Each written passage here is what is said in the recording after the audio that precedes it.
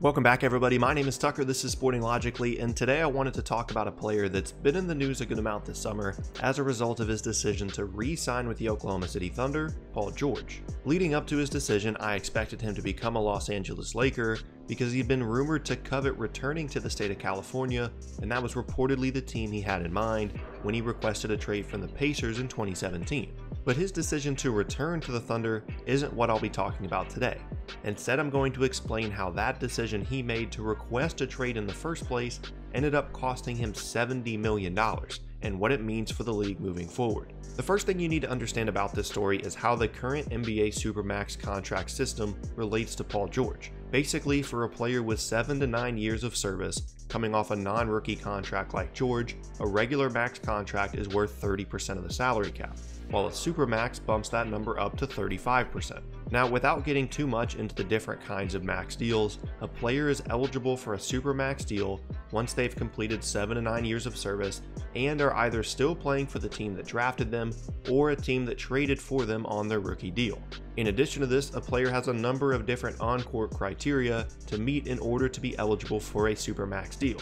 In George's case, the annual All-NBA teams are the focus. To keep it simple, back when he was still a Pacer, he needed to make the 2017 All-NBA team to guarantee himself eligible for a Supermax contract in the 2018 offseason, the summer in which he had a player option. That would have meant he made an All-NBA team in 2 of the 3 years preceding his free agency, which is one of the Supermax criteria.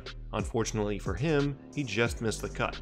Soon after, George let the Pacers know that he didn't plan on re-signing with the team, prompting his trade to OKC, where he just signed for a regular 4-year max. But once you take a second look at the Supermax criteria, you'll see that it wasn't him not making an All-NBA team that cost him $70 million, but in fact his decision to request a trade in the first place. You see, if you make an All-NBA team in the season immediately prior to becoming a free agent, as George did this past season before becoming a free agent this summer, you're eligible for a Supermax extension for 35% of the cap. The problem is, even though George did make the All-NBA team this past season, he did it with the Thunder, which is not the team that drafted him, obviously being Indiana. And as a result of that trade request away from Indiana, he couldn't sign a Supermax deal this summer.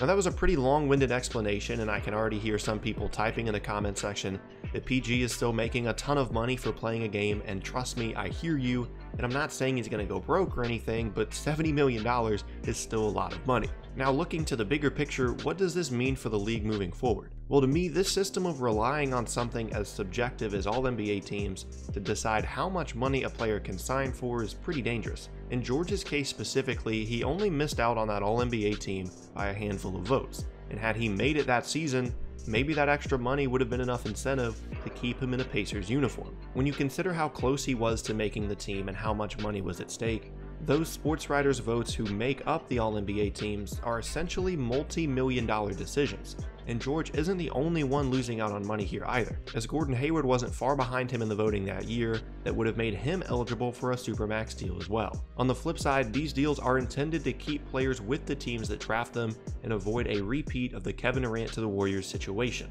The problem is there's some evidence to suggest that they're doing just the opposite in some scenarios. Apparently, part of the reason the Kings decided to trade away DeMarcus Cousins was they weren't interested in paying him the $200+ million that he would have been eligible for, while Draymond Green's public interest in going for the Supermax deal could be the beginning of the end of the current core in Golden State. Now, you could argue that the current system still does what it needs to most of the time, but maybe with these concerns in mind, the league should look at eliminating Supermax contracts or even max contracts and the salary cap in general. It just seems like a lot of power for a group of 100 sports writers to have, and who knows if they're even taking it seriously or filling out the All-NBA ballots themselves. It just seems like a very subjective system to be basing millions of dollars on. And that's where I want to hear from you guys in the comments section. Do you think the current Supermax system is fair? Once again, my name is Tucker, this is Sporting Logically. If you missed my last video or you'd like to see more just like this one, check out the boxes on screen.